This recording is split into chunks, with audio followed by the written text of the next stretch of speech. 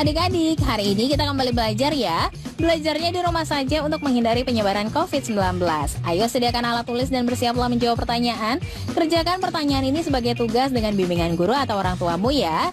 Ayah bunda, dari tayangan hari ini anak akan dapat mengembangkan kompetensi literasi, yaitu menganalisis cara makhluk hidup menyesuaikan diri dengan lingkungannya. Adik-adik, hari ini kita akan mengenal tentang budaya panen raya yang biasa dilakukan oleh masyarakat Indonesia. Yuk kita belajar bersama.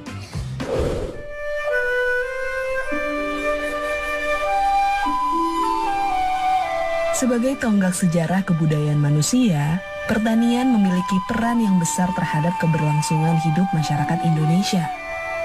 Menjadi salah satu faktor pembangun identitas bangsa, hasil pertanian di tanah Ibu Pertiwi telah tersohor sampai ke seluruh dunia. Dimulai dari para petani yang memangkul cangkul dan garut tanpa mengeluh, sektor pertanian tidak pernah berhenti melangkah maju.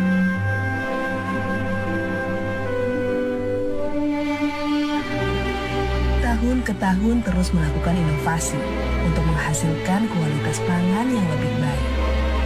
Kini dengan adanya peralatan Alsintan, selain pengelolaan agraria menjadi lebih mudah, proses panen dan pasca panen menjadi lebih efisien dan juga cepat. Tangan-tangan terampil yang turun-temurun membangun kehidupan pertanian. Jangan sampai kehilangan penerusnya.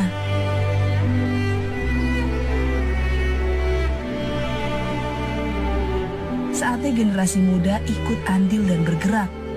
Jadilah pahlawan bangsa yang beraksi di era globalisasi.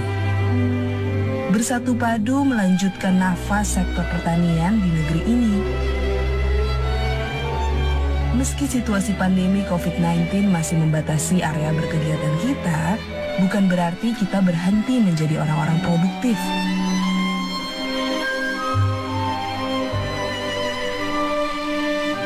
Bercocok tanam bisa jadi pilihan kegiatan yang positif selama berada di rumah. Informasi tentang cara bercocok tanam kini dapat diakses secara luas. Siapa saja dapat melakukannya. Metode sederhana seperti hidroponik yang dilakukan di halaman rumah dapat membentuk ketahanan pangan keluarga di masa pandemi. Menanam sayur mayur untuk mengkonsumsi sehari-hari, atau tanaman-tanaman yang dapat menjadi obat keluarga. Hasil panen pasti terjamin kebersihannya, serta aman untuk dikonsumsi. Dengan memulai dari perkarangan rumah sendiri, kita sudah turut mensukseskan program perkarangan pangan lestari yang dibuat oleh pemerintah. Milikilah semangat yang besar untuk melakukan kegiatan tani meski tidak ada lahan yang luas. Bertani dapat menjadi kegiatan menyenangkan yang dilakukan bersama keluarga, teman, dan orang-orang tercinta. Wujudkan kemerdekaan pangan penduduk Indonesia dan optimis untuk membangkitkan perekonomian pasca pandemi dengan semangat juang yang kita punya. Mari menanam hal kecil dengan penuh rasa cinta, memupuk kebiasaan baik untuk memetik berbagai hal besar di kemudian hari. Assalamualaikum warahmatullahi wabarakatuh. Saya Syahrul Yassin Limpo, Menteri Pertanian Republik Indonesia, menyampaikan selamat hari ulang tahun kemerdekaan Republik Indonesia yang ke-75 tahun. Kita berharap di hari ulang tahun ke-75 ini adalah hari untuk menyatukan hati kita, menyantikan emosional kita, bahwa bangsa ini bangsa besar, negara ini negara yang kuat, dan ujian-ujian dan tantangan mari kita lewati bersama. Semangat nasionalisme kebangsaan, semangat kemerdekaan 17 Agustus 1945 adalah sebuah kekuatan yang besar untuk menaklukkan segala masalah yang hadir dalam negara ini. Kemerdekaan, persatuan, kebersamaan menjadi bagian dari hari proklamasi yang kita inginkan ini. Selamat hari ulang tahun 17 Agustus 1945 yang ke-75. Ridho Allah bersama kita. Assalamualaikum.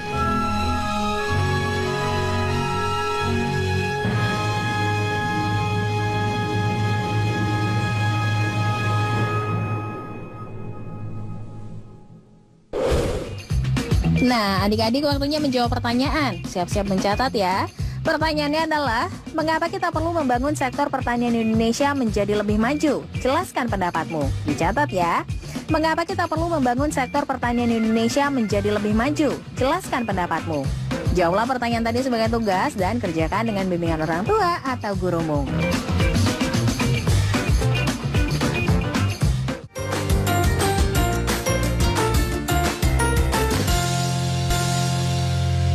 Menteri Pertanian Amran Sulaiman menghadiri kegiatan panen raya dengan luas lahan mencapai 1.700 hektar di Desa Wotan, Kecamatan Sukolilo, Pati, Jawa Tengah, Rabu 7 Februari 2018. Kabupaten Pati merupakan salah satu wilayah lumbung pangan dengan luas lahan lebih dari 58.000 hektar.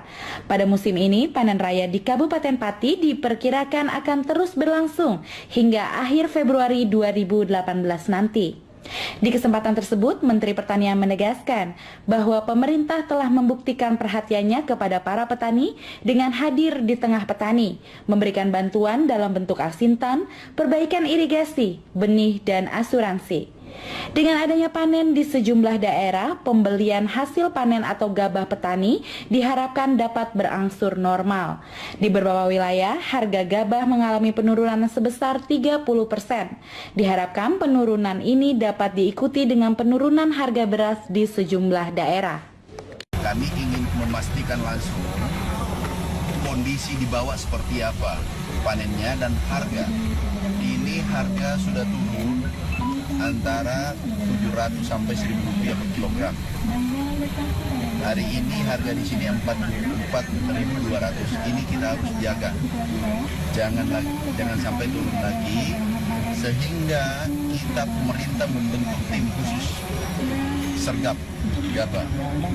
Kami kerjasama dengan Bulog, kemudian BRI, kemudian Babinsa, kemudian PPL, Kepala Dinas, semua teman-teman kami libatkan, KTNA, agar beras gabah petani bisa diserap dengan harga yang membutuhkan. Kesejahteraan petani harus kita perhatikan. Kalau harga di bawah HPP, petani rugi tidak mau tanam. Harusnya tanam 2 kali, dia bisa jadi tanam 1 kali. Kenapa? Mereka rugi. Petani sangat sederhana, prinsipnya sangat sederhana. Untung dia tanam lagi. Kalau dia sudah untung, tanam lagi. Untuk harga HPP-nya sendiri ya? Jadi HPP sekarang kita kan sudah tentukan 37. Tetapi kami mengambil langkah awal menerapkan fleksibilitas. Kita sudah putuskan dalam rakor, yaitu Rp4.070 agar petani terselamatkan. Yang kedua, target kita serap 2 kali lipat sampai dengan bulan Juni dibanding tahun lalu, yaitu 2,2 juta ton atau setara 4,4 juta ton gabah. Kebutuhan nasional sekarang berapa Pak untuk beras? Untuk beras. Kebutuhan nasionalnya Pak? Kalau nasional kita tergantung hitungannya berapa per kapita per tahun per orang. Yang jelas kebutuhan kita ini masuk tahun ketiga, kita bisa penuhi kebutuhan sendiri dalam negeri.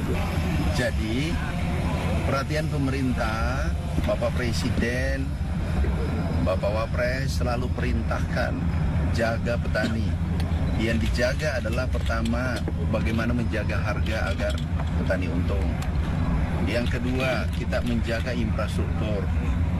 Yang infrastruktur kita sudah bangun irigasi, kemudian berikan teknologi yang bisa membuat peningkatan produksi dan peningkatan indeks pertanaman. Kemudian yang tidak kalah pentingnya dalam sejarah pertanian Indonesia, sejarah baru adalah ada namanya asuransi. Kemarin ada beberapa yang terima asuransi karena kekeringan, karena banjir, dan seterusnya, karena hama. Mereka terima asuransi. Ini adalah pertama dalam sejarah pertanian Indonesia. Nah, sekarang ini perhatian kita luar biasa sektor pertanian, sehingga kami turun lihat langsung. Kita lihat ini hamparan luas sekali. Pak Bupati tadi lapor ada 50.000 hektar yang mau panen. Ini luas sekali. Dan mereka nanti beliau sampaikan berapa surplusnya.